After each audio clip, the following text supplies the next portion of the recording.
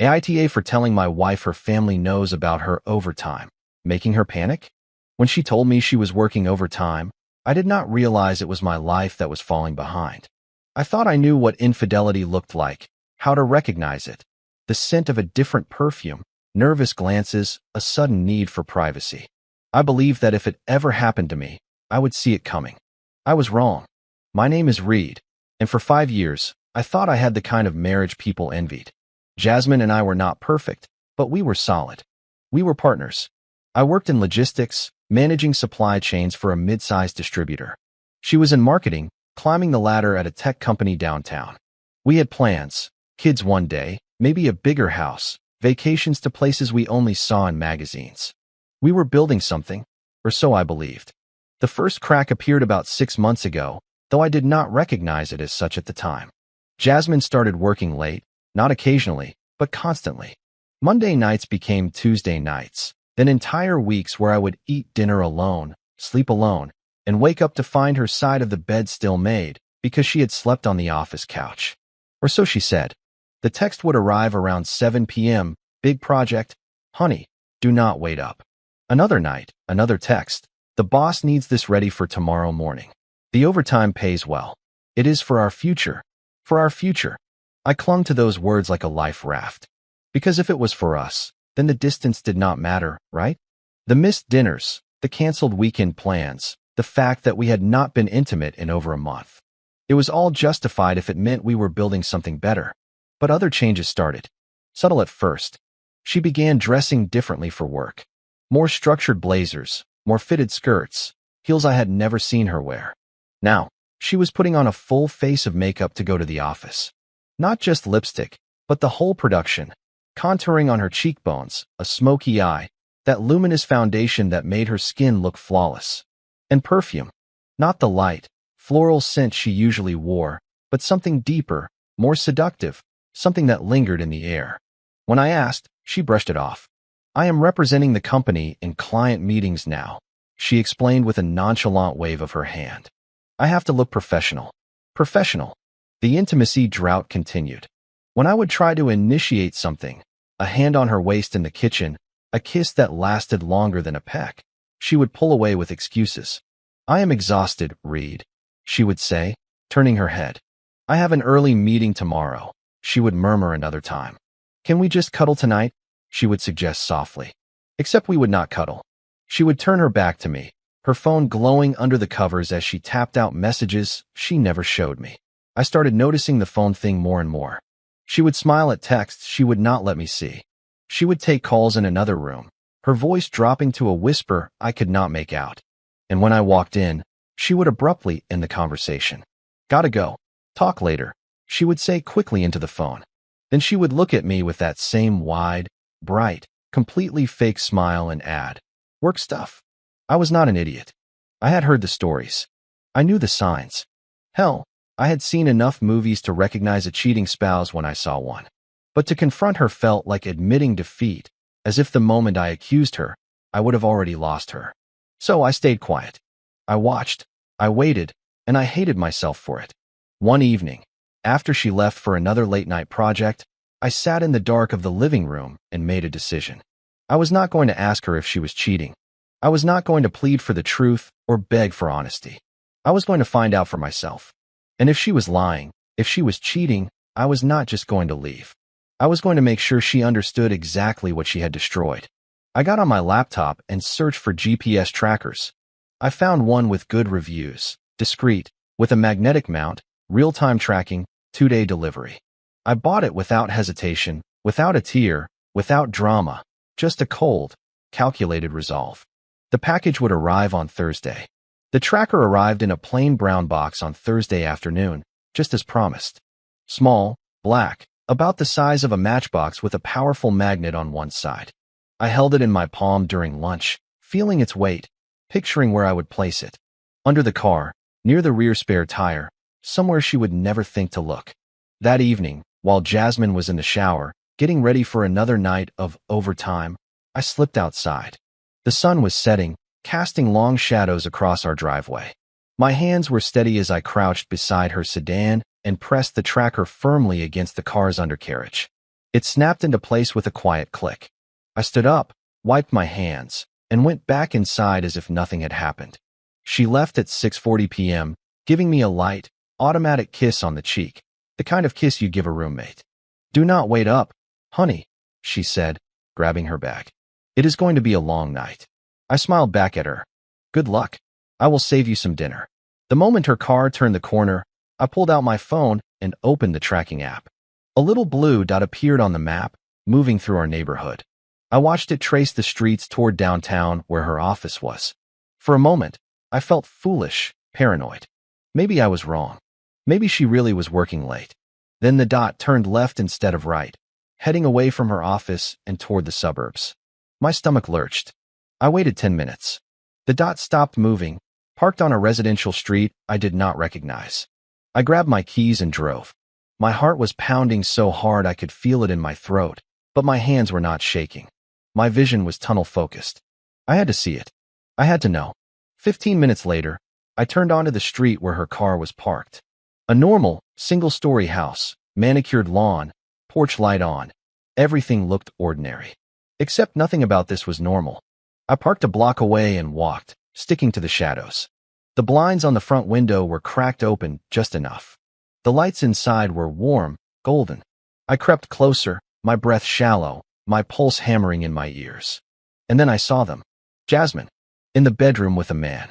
She was on top of him, her hair undone and spilling over her shoulders, her head thrown back in a way I had not seen in months, maybe longer.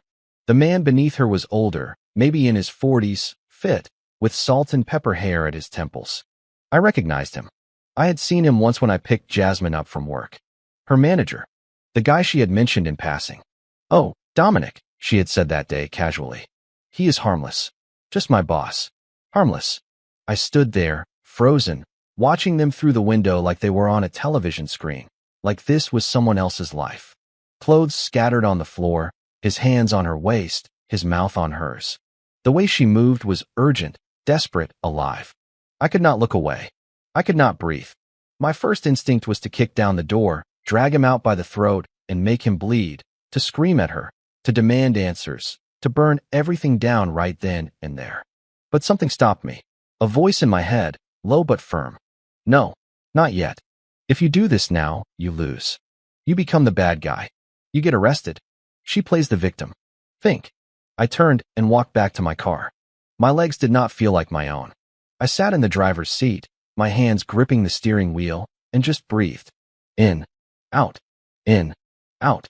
My chest felt tight. My vision blurred, but I did not cry. I did not yell. I did not fall apart. I picked up my phone and opened the Notes app. I started typing. Evidence. A timeline. Names, dates, locations. I needed proof. I needed leverage. And more than anything, I needed her to feel exactly what I was feeling in that moment. Not just guilt, not just regret, humiliation. Public, irreversible humiliation. I drove home, poured 3 fingers of whiskey, and sat down at my laptop. I researched live streaming platforms, screen recording software, WhatsApp group setups, cloud storage for video evidence. I was not finished. I was just getting started. Over the next 2 weeks, I became a ghost in my own life. I smiled at Jasmine over breakfast. I asked about her day. I kissed her goodbye as if nothing had changed. And she bought it. Every lie swallowed whole. Why would she not? I was playing the part of the oblivious husband to perfection. But behind the mask, I was building a case that would make a prosecutor weep with joy.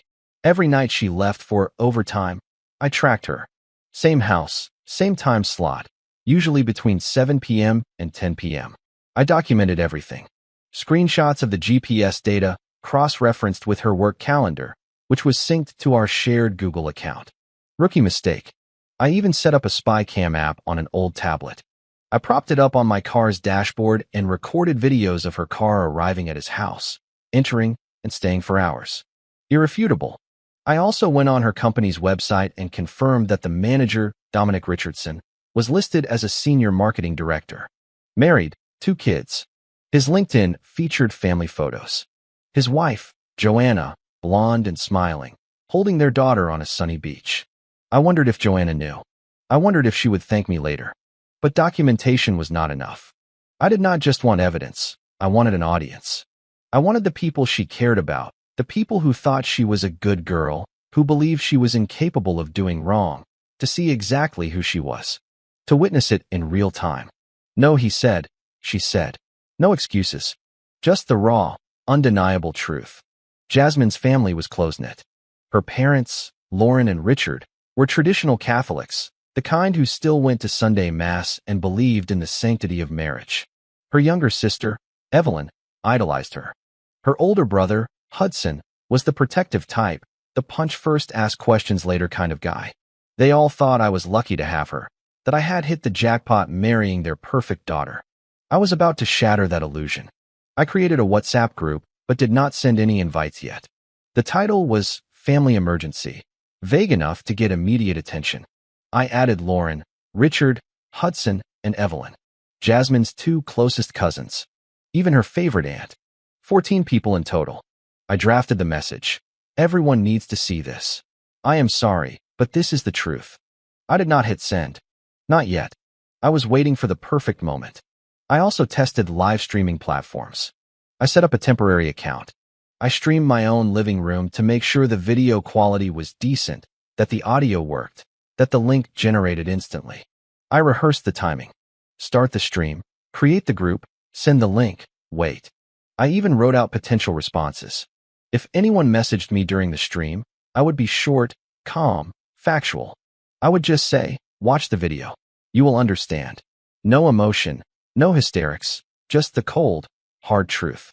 The final piece of the puzzle was the timing. I could not do this on a random Tuesday. It had to be a night when Jasmine felt secure, when she thought I was completely in the dark, when her guard was all the way down. So I waited, watching her patterns, and finally, the opportunity presented itself. Friday night, 3 weeks after my discovery. She told me she had a project to finish and would not be home until after 11 p.m. She even acted apologetic. I am so sorry, honey, she said, touching my arm softly. I know it has been a lot lately. I promise it will ease up soon. I smiled back at her. It is okay. I will be here when you get home. She kissed me, another empty, meaningless gesture, and left at 6:30 p.m. I waited 20 minutes to make sure she was settled at Dominic's house. Then I got my phone, got in my car, and drove. I parked on the street below Dominic's, close enough to see the bedroom window, but far enough to stay hidden. The lights were on, the blinds half open, just like the other times. I opened the live streaming app, pointed my phone at the window, and adjusted the zoom. Now I could see them clearly. Jasmine and Dominic, kissing, undressing, moving together in that familiar, sickening rhythm. I took a deep breath. Then I hit start live stream. 8:47 p.m. showtime. The video feed was grainy but clear enough. The camera perfectly captured the bedroom window. Two silhouettes against the warm light, their movements undeniable. I adjusted the zoom slightly, framing their faces for better clarity. Jasmine and Dominic, kissing, her hands in his hair, is on her waist, sliding under her blouse. The audio was not perfect, but it picked up enough. Muffled laughter, the creak of the bed, a low moan that made my stomach clench. I stared at the screen for a moment, my thumb hovering over the WhatsApp icon. This was it.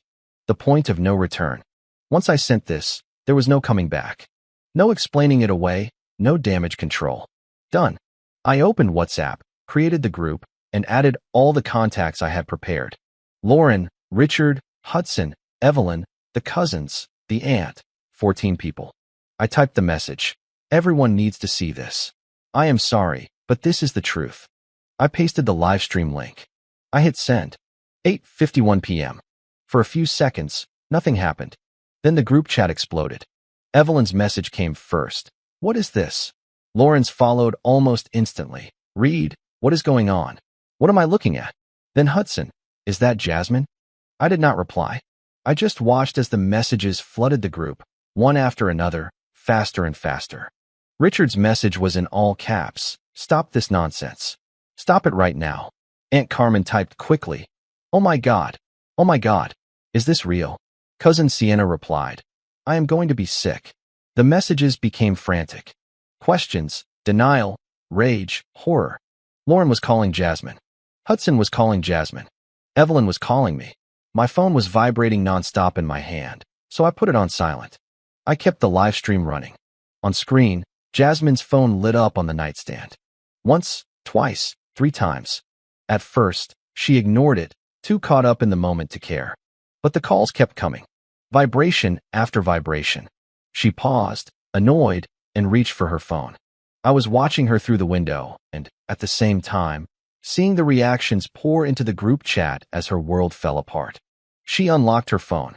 Her face went white. Completely, utterly white. She sat up bolt upright, pulling the blanket over herself, staring at the screen as if it had just handed her a death sentence. Dominic was asking her what was wrong, his voice muffled through the glass. She did not answer.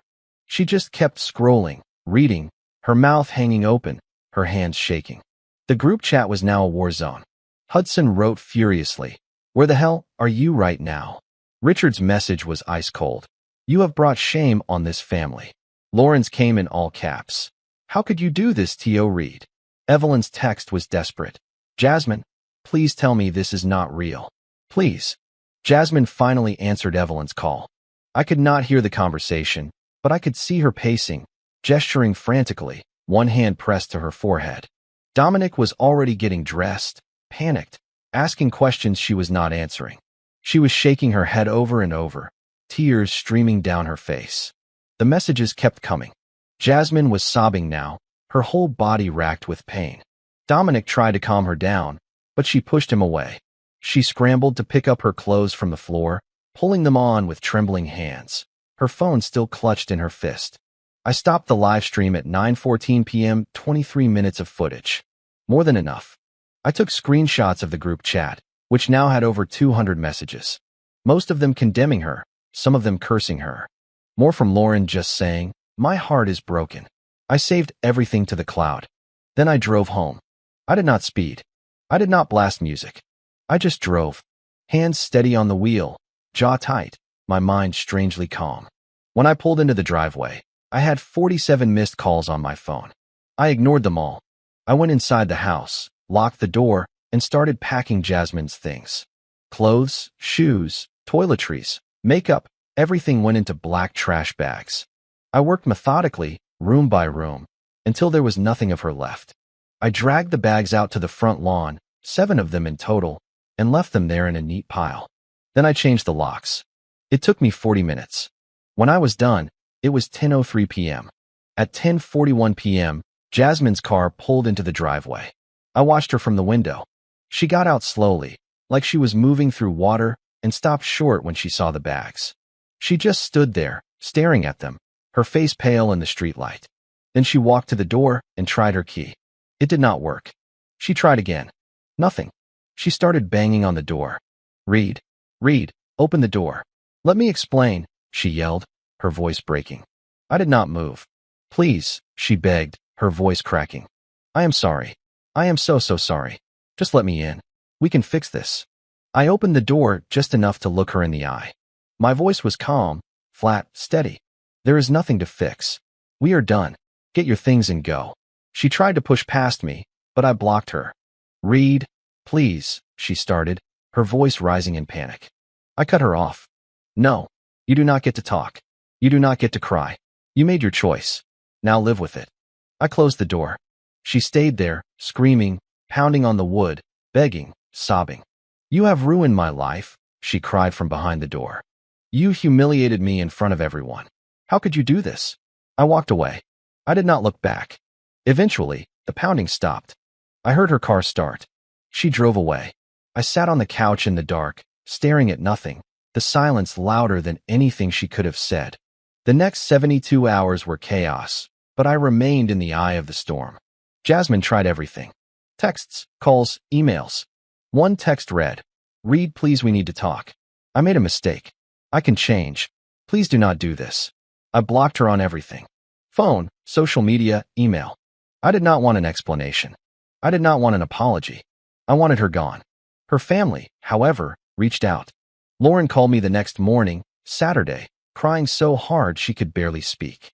"Reed, I am so sorry," she sobbed into the phone. I did not know. She is not who I thought she was. Her voice broke. "You deserve better. You deserved so much better." I thanked her for her call and made it clear. "It is over. Thank you for calling, Lauren, but I cannot stay in this marriage. I am filing for divorce. I understand, she whispered back. I am so sorry for all of this. Richard sent a text later that day. Short and direct. You were a good husband. She threw it all away. This is on her. Hudson reached out on Sunday.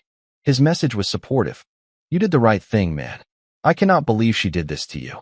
If you need anything, a place to stay, someone to talk to, I am here. Even Evelyn, who had initially tried to defend Jasmine, came around after I sent her the full proof. The GPS logs, the timestamps, the video clips, the screenshots of Jasmine's lies. Meanwhile, Jasmine was unraveling. She was staying with a friend temporarily, but word had spread fast. The livestream link had leaked beyond the family group. Someone had shared it, probably Hudson or a cousin, and now people at her work knew. Human resources got involved. Both Jasmine and Dominic were placed on administrative leave, which in corporate speak means, we are getting the paperwork ready to fire you. Dominic's wife, Joanna, found out within 48 hours. I do not know who told her, maybe someone from Jasmine's family, maybe a coworker, but she knew. She filed for divorce immediately. She took the kids, she took the house, she took everything. Dominic tried to contact me on Tuesday, 3 days after the live stream. His email was pathetic. He offered me money, something in the ballpark of $50,000, begging me not to escalate things further. I did not respond. A week later, he resigned and moved 2 states away. His wife would not let him see the kids. His reputation was destroyed. He was finished. Jasmine's parents disowned her. Richard said she was no longer welcome at family gatherings. Lauren stopped answering her calls. Hudson was disgusted. Evelyn was torn, but ultimately, she sided with the family. Jasmine was exiled, cut off, alone. She tried reaching out to mutual friends, but I had already told them the truth. I had shown them the evidence. No one wanted to get involved. No one wanted to be associated with her. I started the divorce proceedings. I hired a lawyer on Monday and filed by Wednesday, using the videos and GPS data as evidence of adultery. In our state, infidelity impacts the division of assets. Jasmine's lawyer tried to negotiate, but my evidence was ironclad. She had no leverage, no defense, nothing. The divorce was finalized 4 months later, in early March. She got nothing. No alimony, no part of my retirement, no claim to the house, which had been in my name before the marriage. She signed the papers without a fight. She had already lost everything. I did not celebrate. I did not gloat. I just moved on. I went to work, came home, went to the gym, watched television, slept. Friends would ask how I was doing. You good, man? I am good, I would say. And in a way, it was true. I was not happy, but I was not destroyed either. I was just numb. One Saturday afternoon in April, after the divorce was final, I was sitting in the backyard, drinking a beer and watching the sky. My phone buzzed. A text from Evelyn popped up on the screen. She is doing really bad. Just thought you should know. I read it, did not reply, and deleted it. I took another sip of my beer. Jasmine's downfall was not my responsibility. She had made her choices. She had lied. She had cheated. She had destroyed what we had. And when the consequences came, she could not handle them. That was not my problem. I leaned back in my chair, closed my eyes, and let the sun warm my face. For the first time in months, I felt light. It has been 6 months now since the divorce was finalized. 6 months since I signed those papers and walked out of that courthouse a free man. I am sitting in my living room on a Friday night, alone. The house is quiet, too quiet sometimes, but it is my silence. No lies, no betrayal, no pretense. Sometimes I think about Jasmine. Not because I miss her, but because I wonder if she ever really loved me, or if I was just a matter of convenience, a placeholder. Someone to pay half the bills while she looked for what she really wanted. I heard she moved to a different city, got a new job, and cut ties with almost everyone from her old life. Good for her. She had to. She burned every bridge. There was nothing left for her here. Some people think I went too far. A few mutual friends call me cruel. They said I humiliated her unnecessarily. I do not care. She humiliated herself. I just made sure the right people were watching. And honestly, I would do it all over again. Because the alternative, confronting her in private, giving her the chance to lie, to manipulate, to play the victim while I was painted as the paranoid, jealous husband, That would have broken me more than the affair itself. This way, I controlled the narrative. I had the evidence. I had the power. But power does not fill the empty side of the bed. It does not make the house feel less lonely. I am not bitter. I am just realistic. I know that trust is something I may never give completely again. I know that the next woman I date, if there is one, will have to accept that I have been burned, that I will always be watching for the signs. Maybe that is not fair to her, but it is the reality I live in now. I am not broken, just cautious. Walled off. I have learned that love is not enough when it is built on lies. That a partnership means nothing when one partner is just pretending. And that sometimes the only way to protect yourself is to burn the bridge before someone can push you off it. Was it worth it? The live stream, the public humiliation, the total scorched earth revenge? I do not know. It did not make me happy. It did not bring me peace. But it gave me one thing: control. For those 23 minutes, I was not the victim. I was the one holding the cards. And when she came home that night, crying, begging, trying to manipulate me one last time, I was able to say no. I was able to close the door. And in a twisted way, that mattered. I am not proud of what I did, but I am not ashamed of it either. I did what I had to do to survive the betrayal with my dignity intact. And maybe that is all anyone can ask for, to walk away with your head held high, even if you are walking away alone. I finish my beer, set the bottle on the table, and sink back into the couch. The television is on, some action movie I am only half watching. My phone is on the coffee table, screen dark. No one is texting, no one is calling. And for the first time in months, I do not mind. Because the silence is not empty. It is clean. It is honest. It is mine. I think about the future. Maybe I will start dating again. Maybe I will not. Maybe I will meet someone who makes me believe in love again. Or maybe I will just focus on myself, my career, my hobbies, my peace. Either way, I am not waiting for anyone's permission anymore. I am not asking for forgiveness. I am not looking for closure from anyone but myself. The movie ends. I turn off the television. The room is dark except for the glow of the streetlight outside. I stand up, stretch, and walk to the window. The neighborhood is quiet. The street is empty. Somewhere out there, Jasmine is living with the consequences of her choices. And right here, I am living with mine. I do not know if I won. I do not know if there is such a thing as winning when a marriage falls apart. But I know one thing. I did not lose myself. I did not become the victim. I did not let her rewrite the story. And maybe, in the end, that is the only victory that truly matters. I turn from the window, walk to my bedroom, and close the door behind me. Tomorrow, I will wake up, go to the gym, go to work, and live my life. Because that is what you do when the war is over. You do not celebrate. You do not mourn. You just move on. And that is exactly what I am going to do. Lying in bed, I stare at the ceiling in the dark. My breathing is steady. My mind is finally, mercifully quiet. No regrets, no second-guessing, just the cold, hard certainty that I survived. And sometimes, surviving is enough. Comment. Facing a betrayal like this is one of life's hardest moments, and it is easy to get lost in the anger.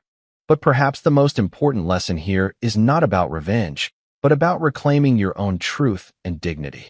The ultimate victory lies not in tearing another person down, but in having the strength to rebuild your own life on a foundation of self-respect.